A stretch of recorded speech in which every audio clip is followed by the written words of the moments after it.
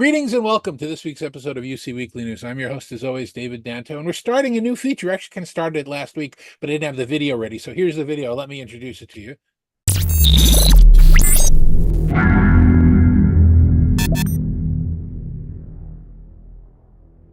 So my first guest today is my friend Steven. Steven, I want you to introduce yourself to everybody. Tell everyone who you are and what you do. Sure. So Stephen Karachinsky, CEO and one of the founders of Ziro Technologies. You might have heard of us in the past as Stack 8. We rebranded the organization a couple of years ago. And so my role here is to lead the charge for the organization. Big focus on building out our channel and ecosystem, along with some other responsibilities, but really all about driving great customer experiences and the fastest time to value for our customers. That's where my focus is every day. Now, as part of this new feature, I'm introducing your organization because I don't think a lot of people have heard of it in my space, certainly in the AV and unified communication space. And I want to kind of describe it in the way that I understand it. I know I'm going to get some of this wrong, so I'd like you to correct me. But Sure. In the world of unified communications, going back to when I was a baby in the industry, and the 80s and 90s when VoIP first started, the everything was on-prem. We had these large management devices connecting to IP phones. The telephony team was absorbed into the IT team, and that's all there was, that we were managing telephones. And as we come to closer to the modern age of communication, most large companies, certainly, my friends at Zoom, my friends at Microsoft and Microsoft Teams, they're all suggesting you need to be in the cloud right now for communications. You need to go headfirst, jump into the pool, abandon all your hardware, and make all of these systems work in the cloud, and you'll be great. You can plug in a phone and do whatever you want, and it's relatively easy. And that's not a horrible message, except for the fact that when I looked at the numbers a couple of weeks ago, 6 million users still on on-prem VoIP devices, an enormous number. It's, the death of the phone has been greatly exaggerated for years and Great. years. Agreed. So what your company does in a small summary, and please detail this out for us, is you look at those 6 million people and you say, you don't need to jump into the pool all the way first. You don't need to abandon all of this.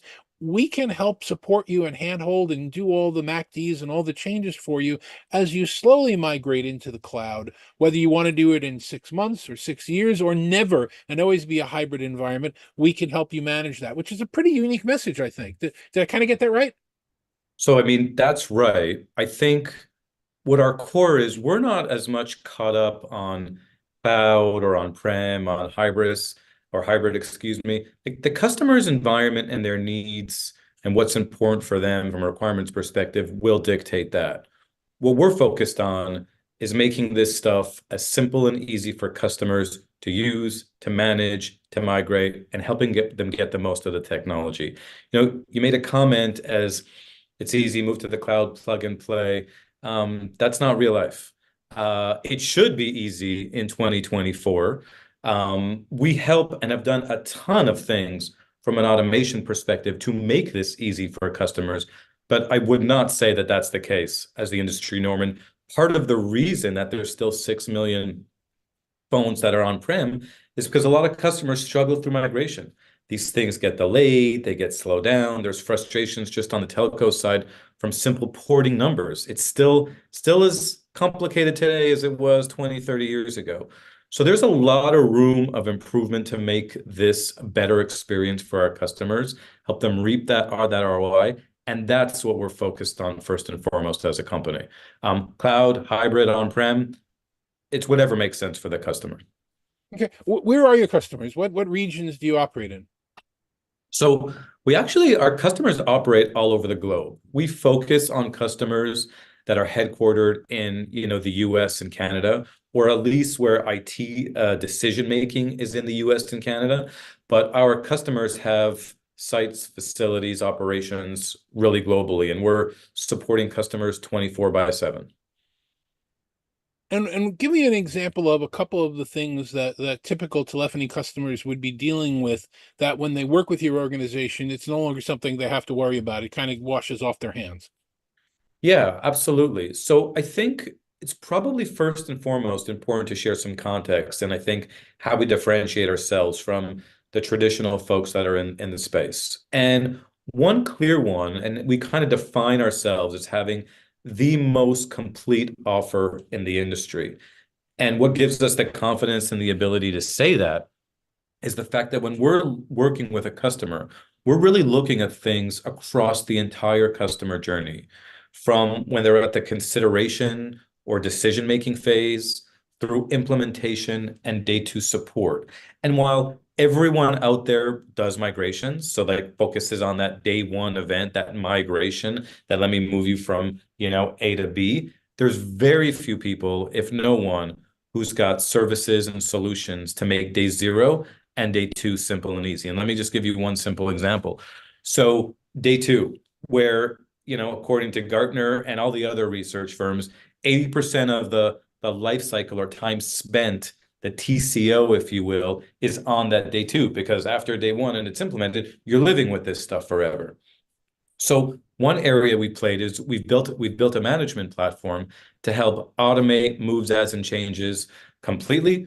We could push this stuff down to level one, entry-level facilities folks, office managers, site managers, and have simply taken all of the need for high-level telephony expertise, certain manufacturer expertise with the ones that we focus on and play with, albeit Microsoft and Cisco, and allow anybody, someone like me, to make moves, adds, and changes in a safe, secure way in 20, 30 seconds, as opposed to having to have level two, level three engineers who are very expensive, who are severely, like significantly skilled, spend their time doing really basic administrative tasks. So that's one simple area where we've kind of really innovated in an extreme way to solve problems that customers have. One, way too expensive. Two, this stuff is taking forever to get done and slowing down things in our business. So that's just one example where we've played and kind of solved some problems to differentiate. So your customers don't need to have call manager expertise, and your customers don't need to have Microsoft administrator expertise. They just need to know how to use a phone and reach out to you guys, and then you give them, I assume, a portal that they can work in. Absolutely. Same thing goes, on the front end of this stuff. Where 2024, you're saying there's 6 million on-prem seats out there that, could potentially be converted to cloud.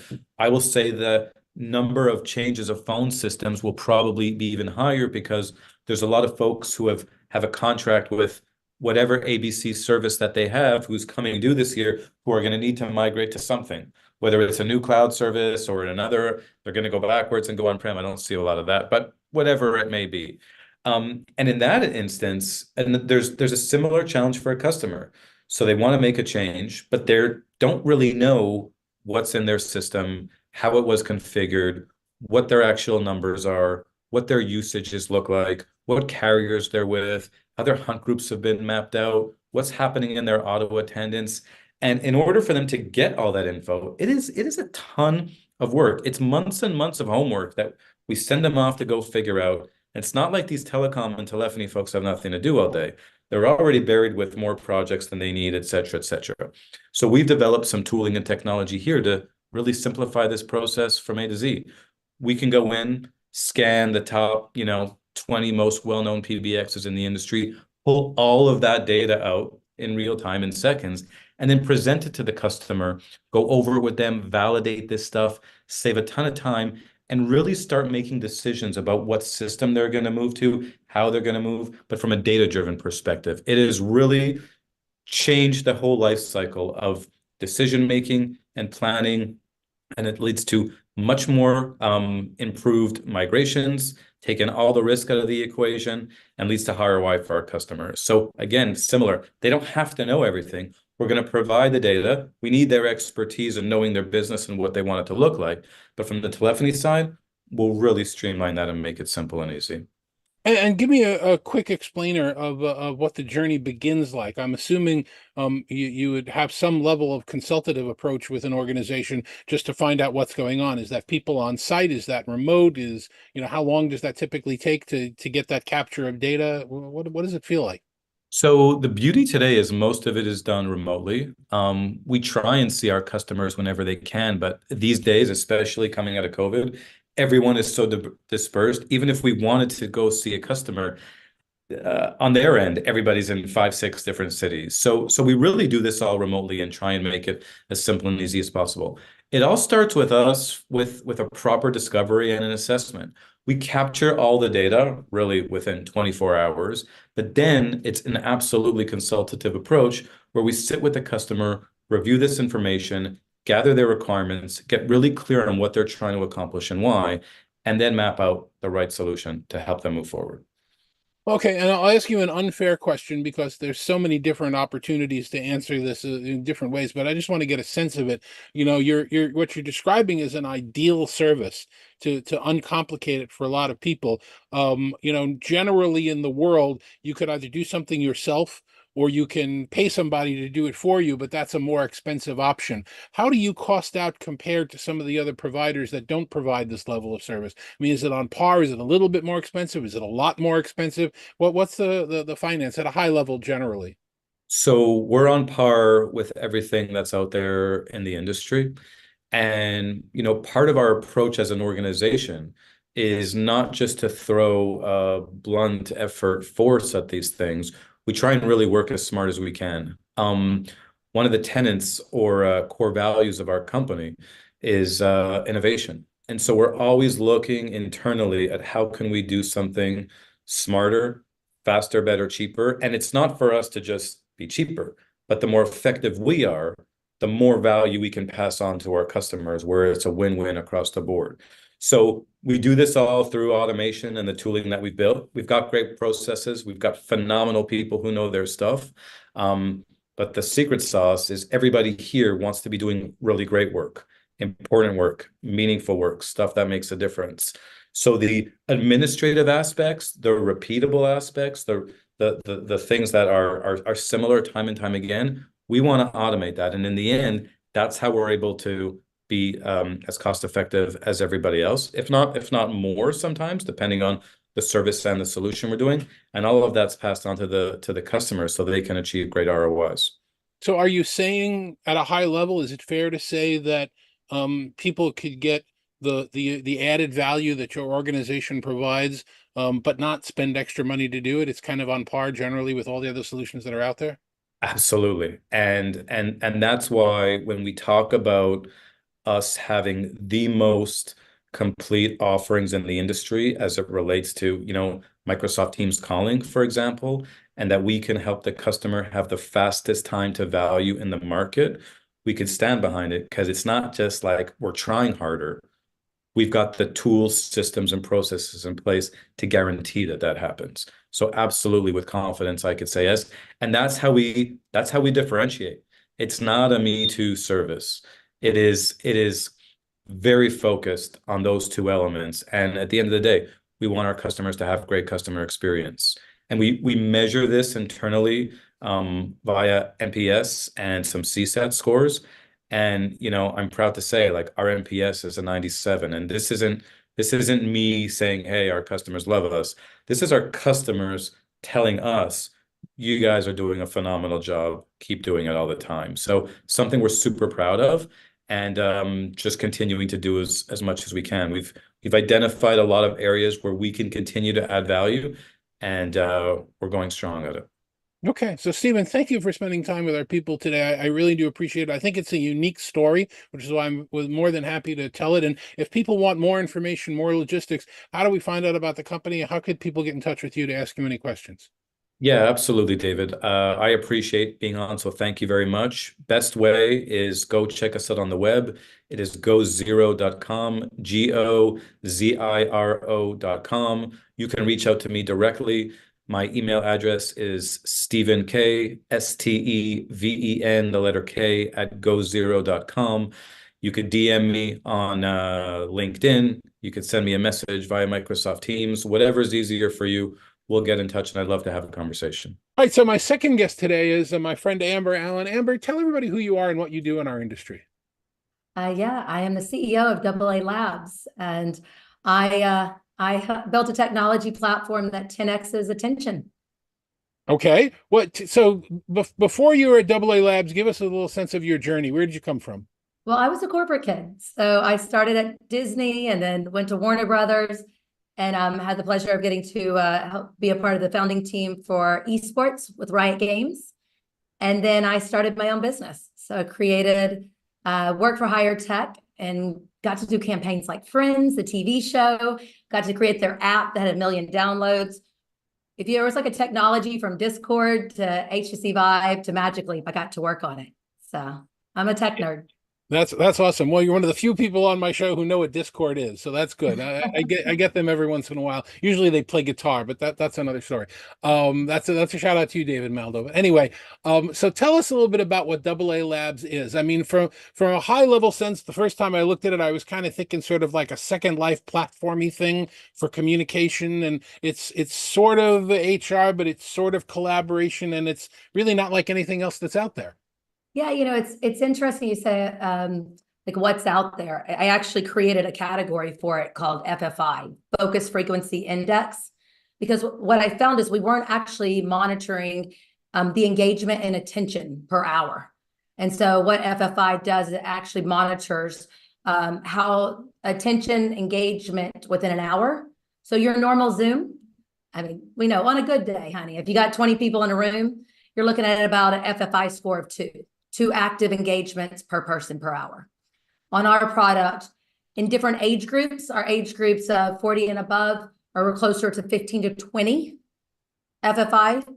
Our 18 to 25 is more like 150 to 200.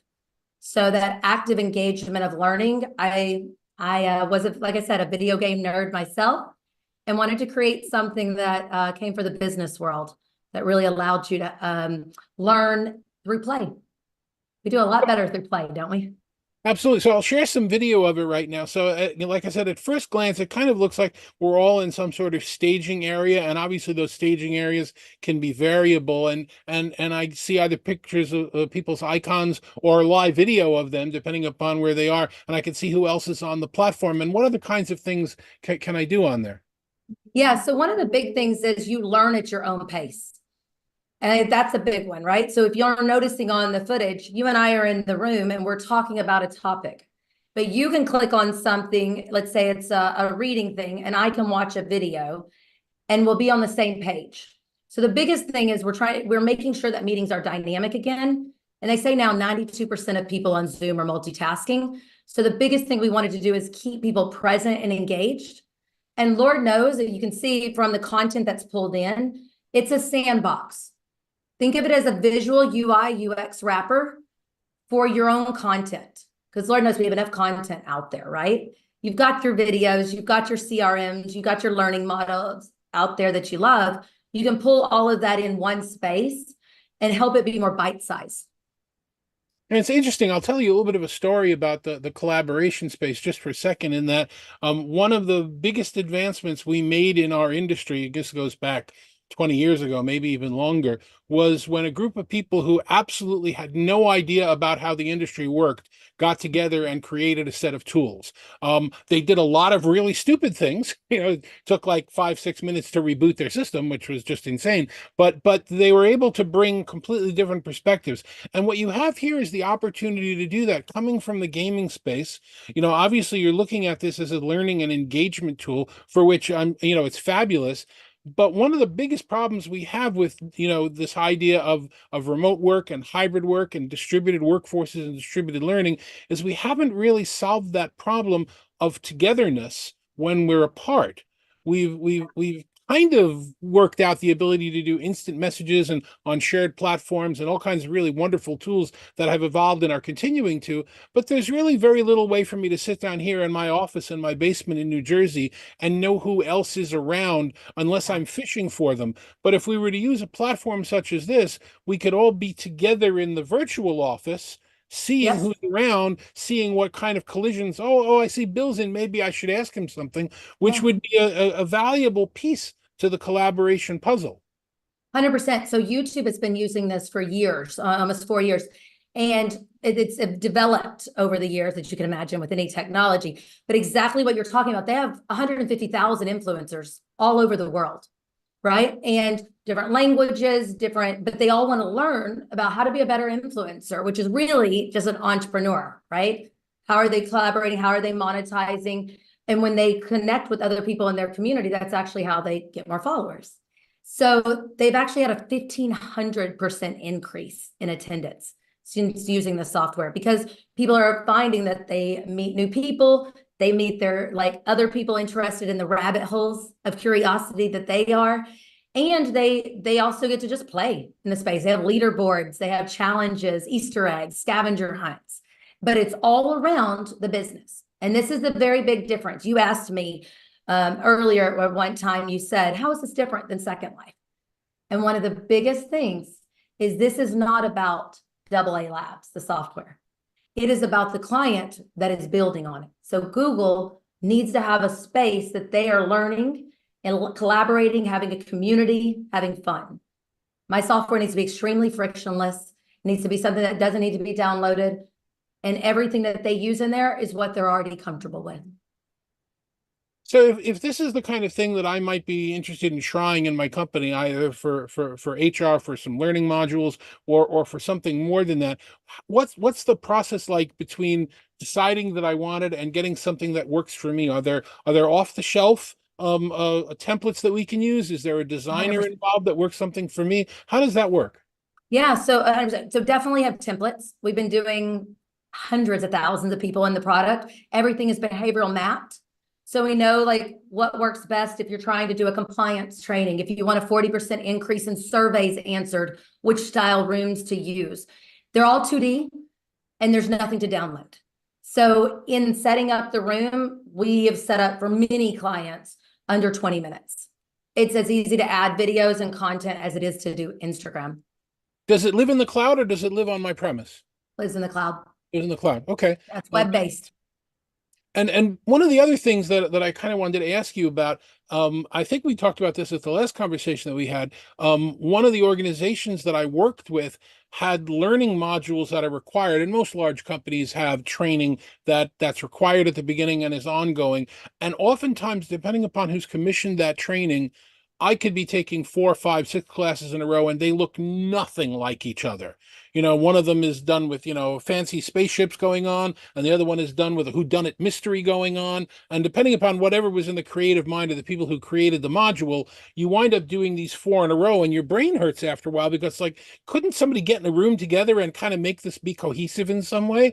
And this would sort of solve that problem for companies, because the cohesion would be in the platform, if not necessarily in the module. Yes, 100%. And you know what? They've actually found, and we know this in video games, but they've been running a couple white papers actually in China, and I've got it on my website, that talks about that what you're talking about is we actually can multitask if it is around the topic and it's different mediums. So when you're having constant that switching, that's when it becomes such an issue of what you're actually learning in. Okay. So without, revealing anybody's, proprietary information in terms of pricing and costs or whatever, what's the model for this? Is it a setup cost? Is it an ongoing cost? Is it a per chair? Is it a, per enterprise? How do you monetize it for your company? It's a user-based.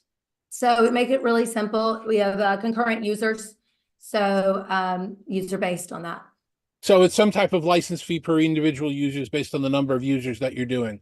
And I assume you have a situation where people can start slowly and grow as they need to. What are the kind of comments that you've been getting from users of the platform? Because again, I don't think there's anything really like it out there. When we actually have a couple of stats on some programs that we ran. When we ran a program for Dell internal, we had 40% more women asked questions. Because you saw from the visuals, having the mic in the room and them lining up, they felt more comfortable asking, lining up and asking questions. So they had a 40% increase. In IBM, we had a 67% increase in surveys being filled out on what the employee actually wanted to see next, based on when they just did them on a virtual call. A lot of what we have seen, and one of my favorites is at Whole Foods, they said, we just needed more confetti in our life, because inside the product, you can send vibes and confetti and emojis. And what they really were saying, and we talked to a couple people, is they just needed to be seen. And I think that's one of the biggest things that we are finding from our clients, is being able to actually be seen in the product and feel like you have a voice in the easiest way of what we used to do in real life, body language, right? And if we don't have body language and we don't have our camera on, now we can do that through sending you a vibe and then the second most popular thing on the product is sidebar conversations. My gosh, how much serendipity happens from a good water cooler moment, right? So you've come up with a way to electronically duplicate the white spaces that we're all dying for. 100%, where I see you and I'm in the same room, we're looking at the same whiteboard, 40 people in a room, and you can have 20 separate conversations. And yet you're still in the energy of the room. So if people want to get more information about the product, how can they find out more about it? Well, we have our website. It's DoubleALabs.com. Double is spelled out. American Airlines beat me to the AA. So DoubleALabs.com. I'm also on LinkedIn, Amber Allen. And you are more than welcome to email me with any questions. It's amber@doublealabs.com. And Amber, thanks very much for joining us today. And I appreciate you spending the time with us. Thank you for having me. And thanks to both of my guests, Amber and Stephen, today. Thanks very much for joining us. We will see you next week when I'll be here with the team from Huddly to talk about some of their new technology and their crew product. But until then, thanks for joining us. We'll see you next week.